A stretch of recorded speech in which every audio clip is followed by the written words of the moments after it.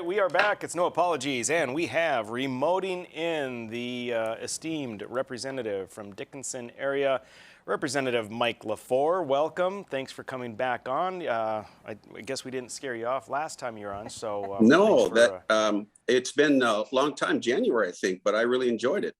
It's good to be with you, Rick and Lori. Thank you. So, Mike, what we're talking about is redistricting, and it's happening obviously not only on a federal level but also on a state level for all of the states. You are on the redistricting committee. It's a big job, and there is oftentimes political intrigue with doing that job.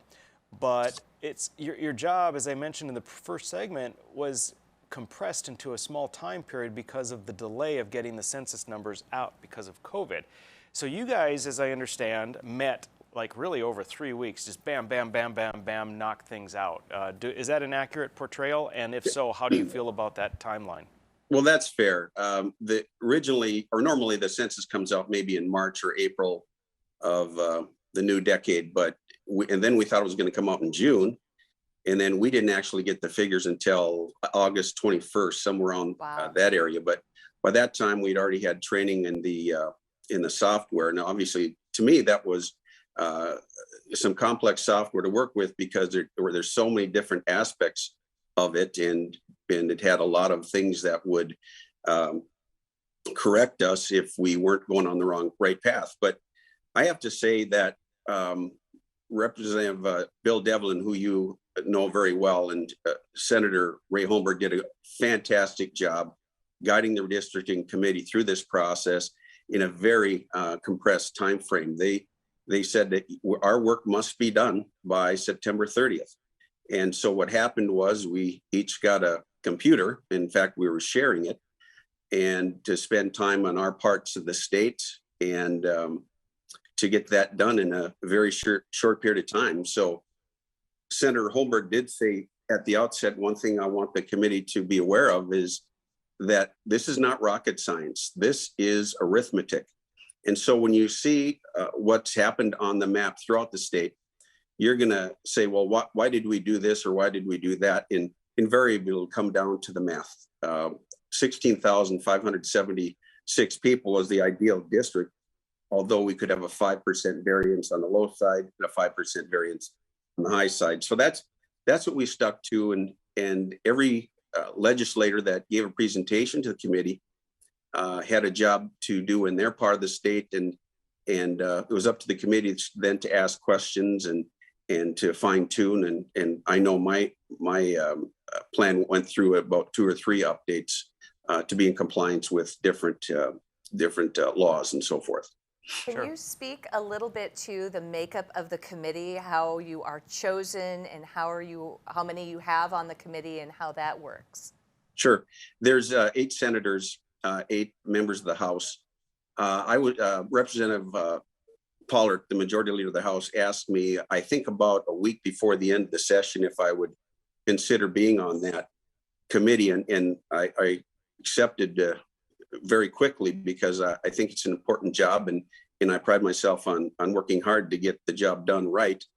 And so each legislator was given the opportunity to listen to a presentation by Legislative Council in regard to the Voting Act of 1965, lawsuit called the Jingles decision, and some other things that Congress did in 1986, so that we needed to have our districts as compact as we can, try not to interrupt county boundaries if you can. You have to be contiguous. So there's a lot of things that we had to bear in mind when we drew the maps. But most important component, especially my part of the state, was population. And because I had a lot of different things going on here, or we do in the southwest part of the state. But so 16 committee members, and each had a portion of the state that we are responsible for. I see. Yeah. With regard to, I guess, the big picture, when you first came into it, I know you have, the committee at least, had an opportunity to evaluate whether we wanted to stick with 47 districts. There are 53 counties, 47 legislative districts. by the Constitution, we could increase it if we wanted to. Was there any serious discussion, or did it seem like 47 was the nice fit and we want to stick with that? I think the committee was pretty strong on staying with 47 because what we were told is that if we were to add districts, it would go more toward urban areas and to the detriment of rural North Dakota. And when we looked at doing these maps, there's rural districts in the southeast part of the state, southwest part of the state, but we really wanted to shy away from getting more urban representation at the loss of rural representation, who is already feeling the hurt of having less of a voice. Yeah, that definitely makes sense. So, yeah, you referenced the 60, is it 64 or 65? 65 federal voting 1965. Act, right? Yeah. Yep. So a lot of people think that there is just automatically a tremendous amount of gerrymandering going in, and it's willy-nilly, you just figure out what you want. But you do, I guess there's always the opportunity for the committee to not follow the guidelines, but you do have some very strong guidelines that limit how much you might want to play. You mentioned a couple of those. Was there a struggle at any particular area where you're saying, I just don't know how we can follow these guidelines? Oh, absolutely. I mean, if you take the southwest part of the state, districts 36, 37, and 39, there's 61,000 people in those districts. So an ideal district, as I said, is 16,500. So you have enough for 3 districts, but then there's 11,000 people that are looking for a new district. So when you're in the southwest part of the state, there's 5 counties that have a total population of 8,500. And I couldn't go west, I couldn't go south. And with the Watford City District to the north, the only direction I could push is east. And so the new District 36, you'll notice, has New Salem in it. And the 4 districts that are now in the southwest part of the state are at the low end of the population spectrum. In fact, District 26, which is now Watford City, and District 39, which is the southwest part of the state, along with a portion of Hettinger, Stark, and Dunn counties, are at the very low end of the population, to the tune of only having 1 or 2 people above the absolute minimum. So it was tight, it was compressed. But, wow. You know, when you talked about gerrymandering and so forth, you know, that we were more concerned about how can we focus on being in compliance and how can we get the population right, get the boundaries right, and keep the county auditors happy with us. Yeah, I can imagine. I'm going to ask our producers to pull up a map. So, Mike, I have the only map I chose for this, because there's a lot of maps that your committee came right. up with. But this is the statewide plan that your committee has it formally approved or tentatively approved to take to the legislature. What happens? We gave preliminary approval to it. Now it goes to legislative management on November 1st, and if legislative management approves it, then it goes on to the special session, and I do believe our committee will be doing committee work at that time too. So I'm not quite clear on what all of our responsibilities are at that particular point in time. Gotcha. Mike, what is the problem though if they do not, put it forward and think it's okay, and you've got that little window between the 1st of November and the 8th of November? What do you do then if they do not accept it? Well, I think given the amount of time that we have, if what I'm hearing is correct, the leaders are going to call us into session, which means we have 4 days. Right. And so that'd be tremendously difficult. I know that the leaders are telling us to be prepared for very long days, 12, 14 hours. So we're going to have to get it done. We're required by statute to do that. So, Mike, we're gonna move to break here, and we're gonna have you back for the next segment. I'm gonna open the segment though with a question. I'm gonna give you these next 3 minutes to ponder on. Why in the world is the governor not calling us into session? Okay, ladies and gentlemen, we will be back in just a couple minutes. Stick with us.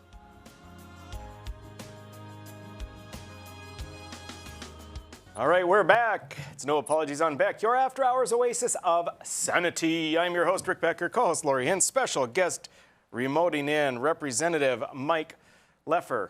No. Who it was the speaker that said No. Lefor all the time. Yeah. Oh, no. Well, sure. That, Who was that? that Who was, that? oh yeah, Speaker Ballou would on, Ballou, yeah, on of course. Oh, purpose Belusa is butcher my Lefor. last name many Oh, different that's ways on frustrating. purpose. It was good. Oh, Yeah, no. I'm okay. I'll be okay. That was good. So Mike, when we left the last segment, you brought up a point that the governor doesn't look like he's going to call us in, and if he doesn't, we only have 4 days to try and get all of this done, which is a big task. But in the past, in 2000, 2010, 2000, 1990, the governor called us in for a special session, so we weren't so limited, so we could get the work done. Why do you believe Governor Burgum is not calling us in? Well, I'm not privy to discussions with leadership. However, in the peripheral conversations that I've had, both with some in the governor's office and also leadership, it's the press conference that he held just a couple of days ago were his priorities. And I think he wants that to be the base for the discussion. And I think that leadership is looking at the plan that we would come forward with as being the base to discuss it from. So that's about all I know at this particular point in time. And as you know, there's always tension between the executive and legislative branches. We're co-equal branches of government, but the legislature is the one that appropriates the dollars. I think it's important to listen to the input of the executive branch, but ultimately it's up to the legislative branch to make those decisions. Although I have no problem listening to what the executive branch has for plans. They do spend a lot of time with those things. So I don't know that it's a final decision, but the feedback I'm getting is that's the way it's looking. Yeah. Well, look at the Dickinson Press tomorrow. I've got my column coming out, and I think if I read between the lines of what you're saying, you and I agree. Or at least what I think is that it's a power play. The governor's trying to use this as leverage and really sort of interposing himself into the process of appropriating the monies that are coming from ARPA, and not only that, but that are leftover or excess funds. So Can you I'm not going to ask you to comment. acronym ARPA? Oh, America Recovery Plan Act, something like that. So it's COVID money. The North Dakota got just over $1 billion. $1 billion. Okay. Yeah. So, yeah, billion with a B. So, Mike, back to the topic at hand. There are a couple questions I had for you, and one of the things, I know that some of the legislators came by to testify in front of the committee. They were concerned about how things were done. And correct me if I'm wrong, I believe it's District 25, and that would be Senator Heitkamp, Representative Scraw, Representative Ertelt. Is that right, 25? That's correct. It's District 26. That's 26. 26, I always that's get right. 25 and 26 In the mixed up. southeast Right. part of the state. Southeast. So, Yeah. so the concern was that, so that district went away. And now, in all fairness, anytime there's redistricting, there's a district that's going to go away when you have movement from rural to urban areas. And a district will go away, there's not enough population. The districts around it expand to absorb that population capacity. But the understanding that I have from listening to some of their testimony for your committee is that there were perhaps better options because there were other districts that had less population than their district. What was your response to them, or what is your response now with regard to that? Well, it goes back to the tightness of the time frame that we had. I will tell you that the Southeast plan, which was forwarded by Senator Sorvag and Representative Schauer, had Richland County all in one district because the population was, I think, about spot on for what the ideal district would be. So they made a district out of that, and I believe that Representative Scraw and Senator Heitkamp both reside in Richland County. So that is a good argument for that. And as far as the populations are concerned, there's 3 districts that went away. It's 19, 23, and 26. So you could make that same argument if you were to say, well, we're going to keep this whole, then some other district is going to go away. The fact of the matter is 3 districts are going to go away. And so Representative Scraw, I give her a lot of credit. She testified with a lot of passion in front of the committee. The problem was it was on the very last day. And as I said earlier in the first segment on your show, when we listen to different parts of the state, we're able to ask questions and go back to our communities, talk to our city leaders, our county leaders, and so forth, and get feedback. With this, it was a statewide plan, and so we don't know the effect of that in such a short period of time. Representative Ertelt's a very bright young man, and I have no doubt that he worked hard at it, but there just wasn't time to try and fully vet that, going section by section of the state and seeing how that would affect different parts of the state. Now, just to clarify too, so that the people watching do not get confused, when you say that 19 and 23 and 26 are going away, maybe explain that they are being absorbed into different areas. So thank you. That's a very good point. That's absolutely correct. So as you lose population and you need more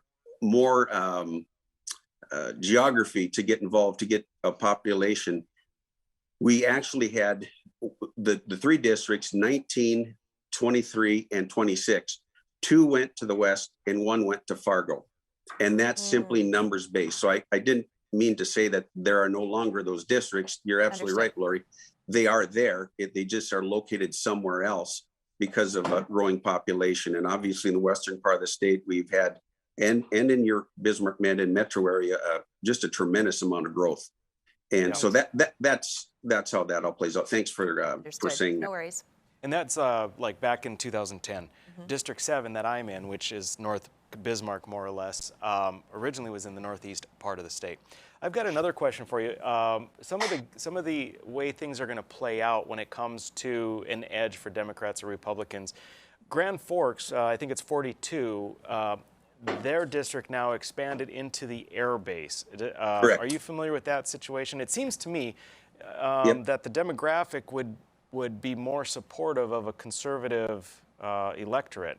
Is that good news for the Republicans in 42, or am I reading the air base demographic wrong?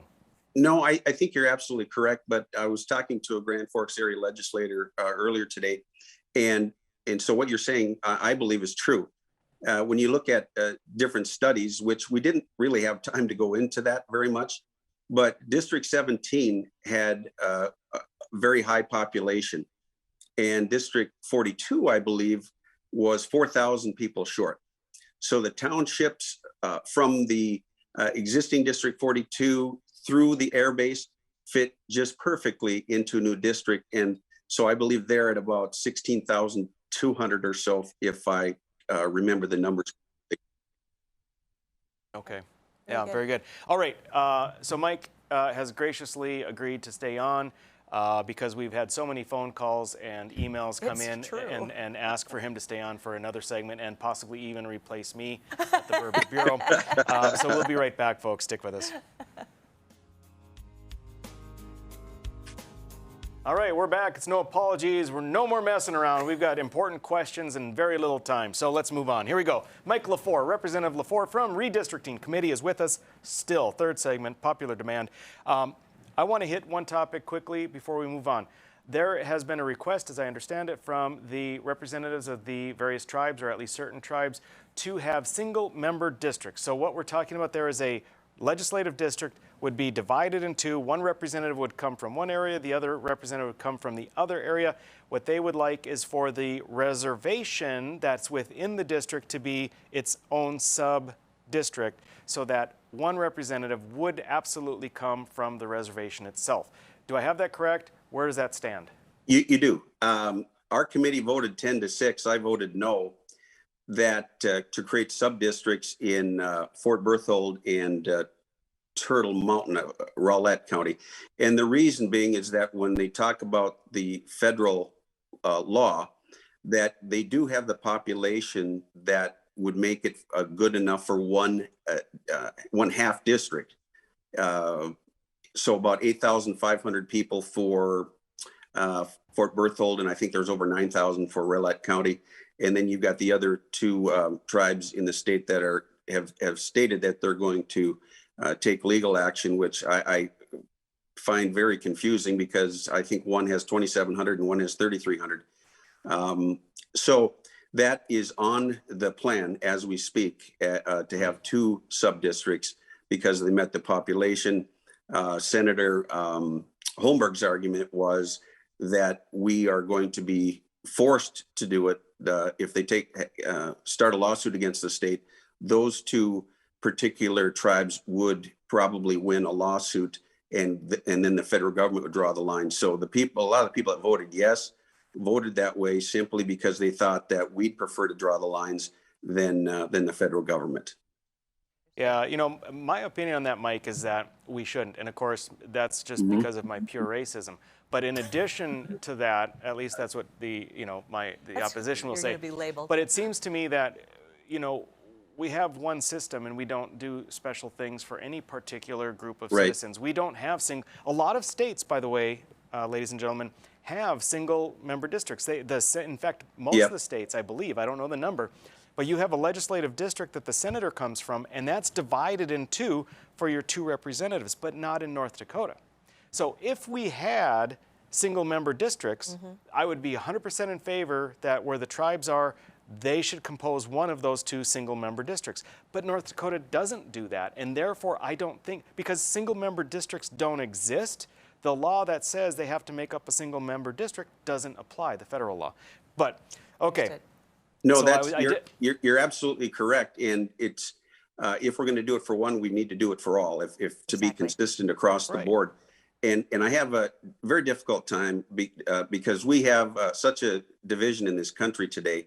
And to say we're going to carve out different things for different groups, let's go back to being Americans. And let's say that we're going to have two House members per district, a senator, and you have great representation. I think that when the tribes did testify in front of our committee, they did say that they felt that the legislature was listening to their concerns. And so Chairman Fox, I thought, did an outstanding job saying that we have been listening to their concerns. And I think that we have every right to say, look, we're going to keep it either multi-House member districts or single member districts, period. I agree. And I think, all due respect to Senator Holmberg, to say we should do something that we disagree with because if we don't, someone else is going to make us is a very, very poor excuse. I'd like to move on to a topic that I'm going to just say might be a little bit of the elephant in the room, right? So a lot of our viewership are good, strong grassroots conservatives, and there's an idea, generally when it comes to redistricting, what you've got is a battle, if you will, between Republicans and Democrats. Republicans in North Dakota have such a strong supermajority, that a lot of people were wondering about the battle between moderates and, we'll say, Bastiat or whatever you want to call them, the conservatives. And there's really not much of a battle because the Bastiats are such a small group. It's just a matter of how badly would they get beaten up. And I have to say that by all accounts, although there are concerns, legitimate concerns about, gosh, is this the best way or that the best way? There always is. I was expecting the Bastiats to get beat up a lot worse. I'll just be honest with you. Well, I wasn't. And the reason that I say that is because when Chairman Devlin told us our responsibilities and how deeply important this responsibility is, that we focus on other things that we're guided by in terms of the compactness, the contiguousness part of it. And so for me, and I had no desire to say, you know what, let's go get somebody. That wasn't even something that I even considered. I did try to reach out to different representatives and visit with them a little bit, because this is not something that you enjoy doing. You're saying, look, you're in the legislature, but now you're going to have to run again. Nobody wants to do that. So I'm glad that you pointed that out, because I think the bulk of the committee was working very hard on doing the job the right way. And you could do it 12 different ways and still be a good plan. But I really think the plan that we're putting in front of the legislature is a good one on the whole. Yeah. We've only got a minute left, Mike. Any other items you think would be good for the viewers to know? I mean, you were knee deep in it. Oh, you know what? We can talk about the website too, where people can see the maps. Oh, there How you about go. that? If you go to the legislative site, and the website is legis.nd.gov, you can go there, and on the main landing page of legis.nd.gov, you will see a link where you can take a look at the maps that they have drawn in this committee. Yep, That's a very important point, Lori, and I want to add to that. In the next 2 weeks, Legislative Council is putting the maps with more specificity when you talk about descriptions, lots and blocks and things like that. So I'm anticipating that in a couple of weeks, those maps will probably be more thorough and specific for your viewers. Fantastic. Yeah, I tell you, Mike, I transparency. cannot figure out how I'm still in District 7, but I'm sure you haven't looked at it with that granularity. No, I didn't. It's pretty weird, man. Okay. But anyway, Mike, we're out of time. Thank you so much for joining us. Much appreciated. I enjoyed it.